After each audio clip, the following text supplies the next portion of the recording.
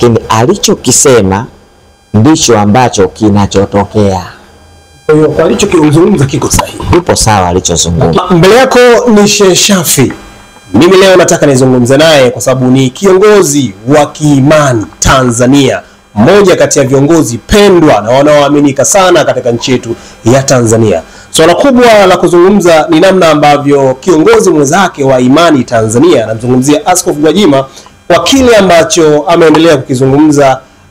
Tumeona kwenye press alifanya, lakini pia kwenye siku ya ibada Jumapili jana alizungumza maneno yale yale. Nataka kuja kwa Sheikh Shafii, kwa upande wake ana kipi cha kukiongea kwa yale ambayo Gwajima aliyazungumza na anaendelea kuyazungumza, yani bado yuko kwenye msimamo wake ule ule. Sheikh Shafii, asalamu alaykum. Wa alaykum wa barakatuh bwana.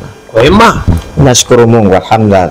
Afya tunayo, mengine ziada ya Mwenyezi Mungu. Kumbe sasa hivi watu wamechangamka, viongozi wa kiimani sasa hivi mnaichambua siasa kushinda hata wanasiasa wenyewe. Kwa nini bwana? Oga. Sio mashehe, sio maaskofu, sio wachungaji. Mazali tupo kwenye nchi yenye siasa, lazima tuna sisi tuseme siasa. Kwa sababu sio kwamba dini ndio inakataza siasa. Dini inakubali siasa, dini haikatazi siasa. Ukisikia mtu anakuambia tutenganishe siasa na dini, hapana. Sasa tupo kwenye nchi ambayo ina siasa. Kwa hiyo tusijumuike katika siasa tuseme tunafanya dini tu. Sio sawa, lazima linapoonekana jambo. Ndio maana unakuta leo kuna baadhi ya viongozi kama Gwajima yuko CCM, nimemwona Dr. Sule yuko CCM, nimemwona Ali Kadogo yuko Chadema, ni mashehe na ni viongozi wa dini hao. Lakini kwa nini? Mbona nao wapo katika nchi, lazima washiriki kama wananchi katika nchi yao. Kuna baadhi ya watu wanakuambia kwamba kuichanganya dini na siasa ni kosa. Viongozi wa imani kuchanganya dini na siasa ni kosa, kwa sababu unapoingia kwenye nyumba ya ibada, iwe msikitini ama kanisani, unajua kwa unaenda kuongoza watu ambao wako kwenye vyama tofauti vya siasa. Kwa hiyo wewe ukiwa CCM au Chadema, wale waumini wako nao inakuwaje? Unajua kinachokosewa hapo ni kule kuweka umoja wa siasa na dini. Mimi sijasema hivyo. Mimi nimesema kama mtu shehe ana haki na yeye kuwa kwenye siasa, sio kuizungumzia siasa kwenye dini. Kuna vitu viwili hapo. Wana haki wewe kama nchi kuwepo kwenye siasa, na kuna kuchanganya dini na siasa. Usifanye siasa ndio kuwa dini yako, yani ukachukua mambo ya dini ukayapeleka kwenye siasa, hapo utafeli. Au ukachukua siasa ukaleta kwenye dini. Lakini mimi kama Shafii naweza kuwa na chama changu, lakini dini yangu ninayo, lakini kwa upande wa chama niko chama fulani ambacho nakiona mimi mwenyewe kwamba chama hiki kitanipeleka mahala salama, na wapo waumini wangu wako kwenye chama fulani. Hivi tunazungumzia siasa. Lakini tukija kwenye dini, nitabaki kama kuwa kiongozi wa dini na nitaheshimika kama kiongozi wa dini. Kwenye siasa nitabaki kwenye siasa, kama nitapewa uongozi kwenye siasa nitasema siasa. Sijui unanielewa? Sasa hivi vitu watu wasivichanganye sana hivi. Kuzungumza msikitini siasa ni haramu, isipokuwa siasa zina mahala pake pa kuzungumza, na zisifanywe siasa ndio dini. Yani usichanganye dini ndo siasa na siasa ndio dini, hilo ni tatizo. Siasa mbali, dini mbali. Dini ina utaratibu wake wa kufanya, siasa zina utaratibu wake wa kufanya. Ila wewe tukikuona upo kanisani au kwa msikitini unaleta siasa, sasa hilo sasa ndo litakuwa nini? Tatizo. Siasa ni ya kwako wewe na wananchi wako wana siasa zao. Ila upande wa dini ndo utatuambia dini inataka nini. Sio, umenielewa? Kwa hiyo mimi sichanganye dini na siasa. Mimi dini ni Muislamu, siasa nitafanya kwa sababu nisipochagua rais nitachaguliwa rais nisiyemtaka mimi, asiyekuwa na maendeleo. Umeona shida? Sasa wewe ukingangania tu kwamba mimi nipo kwenye dini, sihusiki na habari za siasa, ukichaguliwa usilalamike. Sio, umenielewa? Hii tuko kwenye siasa za kinchi, sheria za kinchi, tupige kura tuchague yule tunamuona atatupa maslahi katika nchi yetu. Sijui umenielewa? Kwa hiyo ni vitu viwili tofauti hivi. Kiongozi mwenzako wa kiimani Askofu Josephat Gwajima, tumweke kwenye fungu gani? Mwana siasa ama askofu wa kanisa? Yeye anaona ana vyo viwili kwa mujibu wake. Namuona pale kama ni askofu kanisani na vile vile mwanasiasa. Ila Gwajima, mimi nimesikiza zile speech zake alizokuwa anasema. niseme hivi ambavyo ninavyotaka kusema.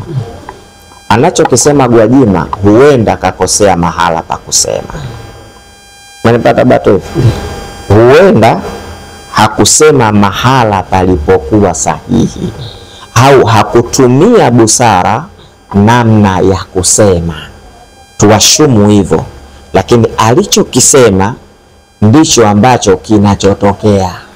Kwa hiyo kwa alichokizungumza kiko sahihi, ipo sawa alichozungumza, lakini sehemu aliyozungumzia hiyo ndio inawezekana likawa kosa. Ile mifano yake aliyoitoa kuzungumza hivi, lakini kile dhamira na makusudio ambayo anataka kuyasema, amesema kitu ambacho kiko sahihi. Huenda amekosea mahala sahihi pa kusema na namna ya lugha ya ufikishaji, kwa sababu yeye ameataki mpaka viongozi wakubwa. Sasa unajua kiongozi akiwa mkubwa kuna lugha ya kuzungumza naye, sio? Umeelewa? Zipo lugha za kuzungumza na viongozi wakubwa, sio lugha yoyote ninayosema mimi basi anaambiwa mtu yoyote.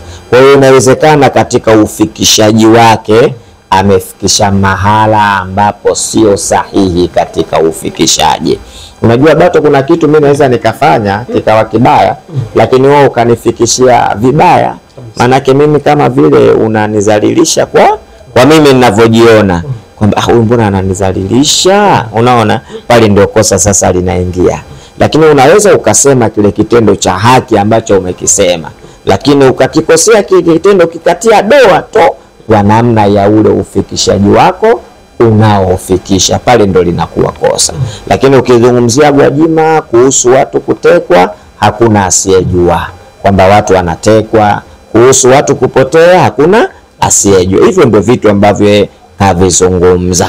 Sijui hivi yuko sawa. Mimi naangalia kwamba yuko sawa kama kweli watu wanatekwa, wanapotea, wanafanyaje, ni haki kusema jamani, tunapoelekea sasa sio mahala salama. Kwa nini hivi vitu vinatokea? Tufanyeje sasa ili kuvifanyaje, kuviondosha? Shafi, wewe kwa upande wako unataka Gwajima akazungumzie wapi? Mimi sisemi akazungumzie wapi, na ungenielewa mwanzo ungekuwa ushanielewa. Huenda anasema amekosea mahala pa muhimu pa kusema, sijui umenielewa. Kwa hiyo lile jambo yeye alipolisema, kwa sababu yeye labda si ni kiongozi, ana uwezo kwanza kuwafikishia wale ambao wanahisi ni wakubwa zake lile jambo. Akisha wafikishia, likiwa limekataliwa, utarudi kwa wananchi kuwaambia jamani, kuna 1 2 3 4 kinachotokea.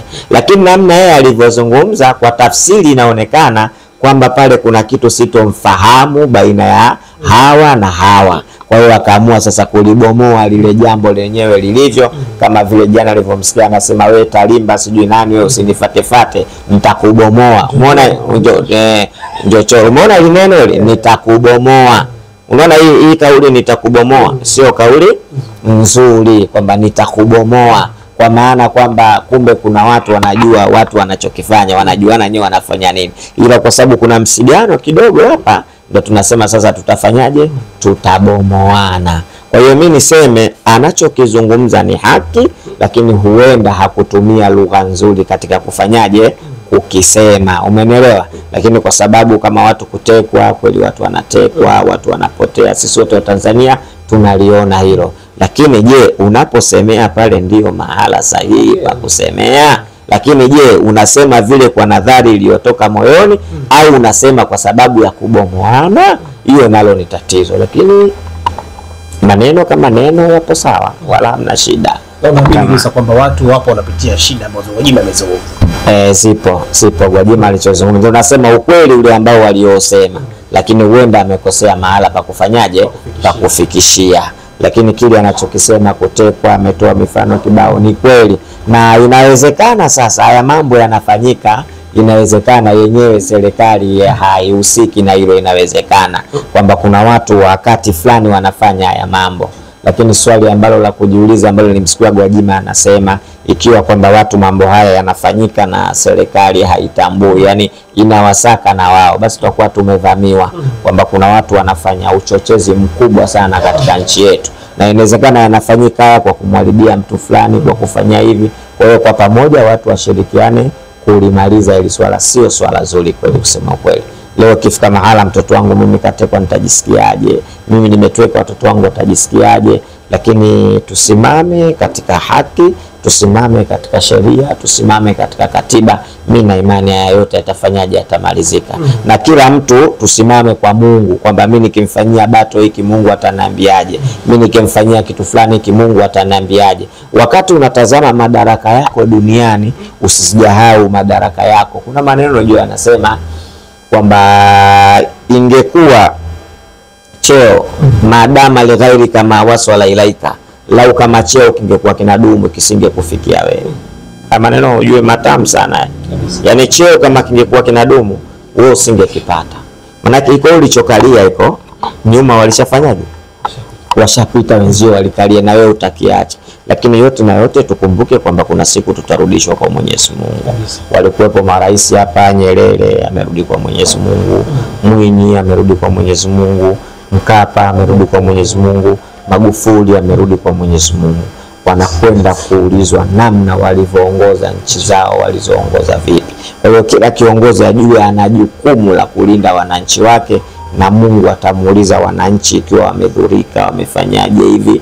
Mwenyezi Mungu atamuuliza, na asiamini kwamba atakaa milele katika dunia. Kwa hiyo kwa pamoja tukishirikiana ili tunaweza kulimaliza. Lakini nirudie tu kusema huenda mahala aliposemea sio sahihi, lakini kile alichokisema ni kitu sahihi ambacho hakuna Mtanzania asiyejua hilo.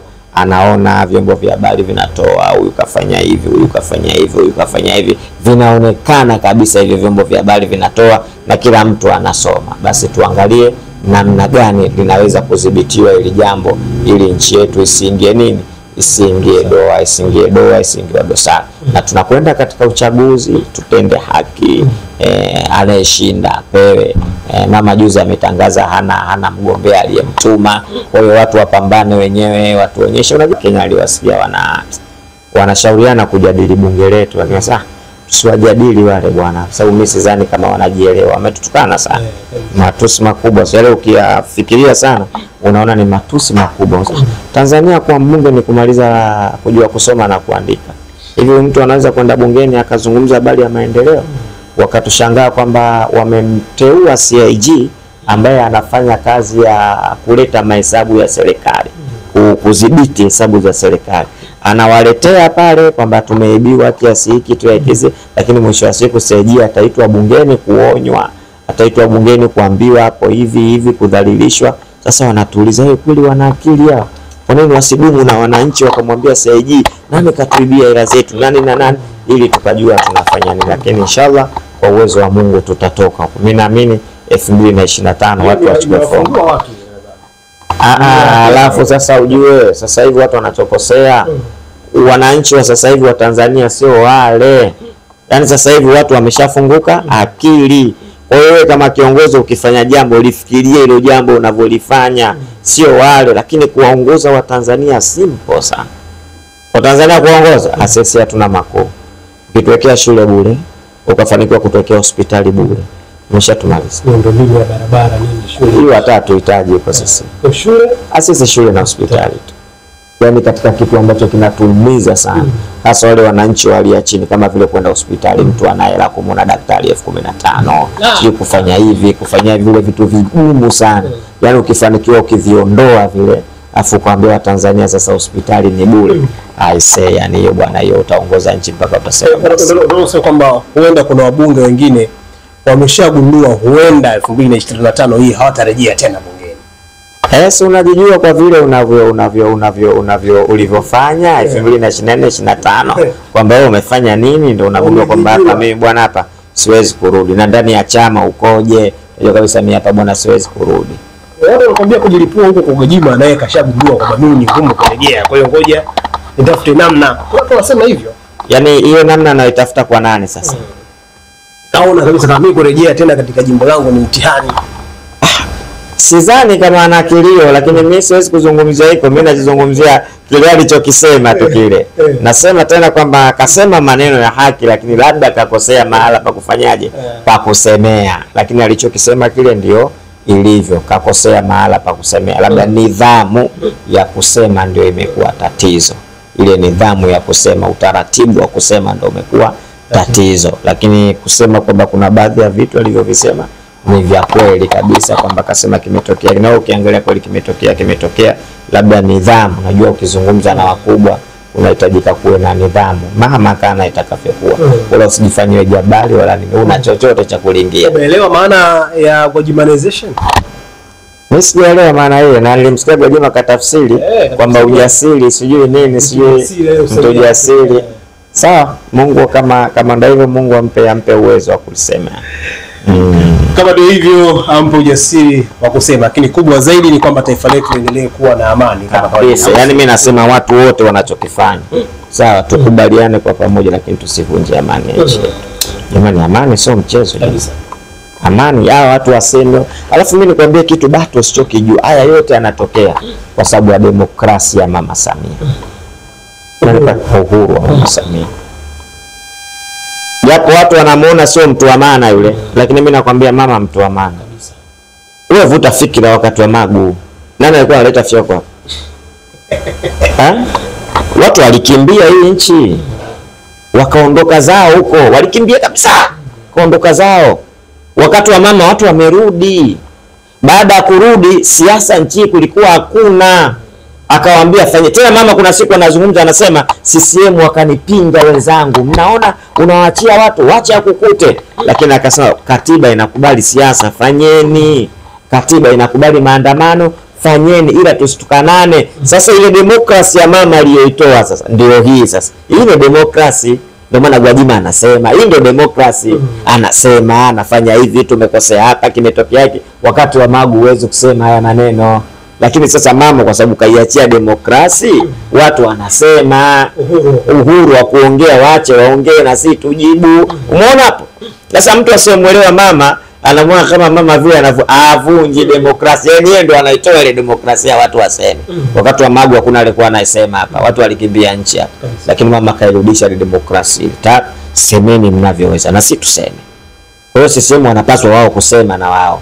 Kama Chadema wanasema na wao waseme. Kama wao wanasema na wao waseme. Hiyo ni demokrasia mama aliyoiacha. Hiyo ndio demokrasia mama aliyoiacha. Kubwa zaidi ni kumuombea rais wetu wa taifa la Tanzania Mama Samia Hassan Suluhu pamoja na rais wa serikali ya mapinduzi ya Zanzibar Hussein Mwinyi. Na sisi tunasema mitano tena.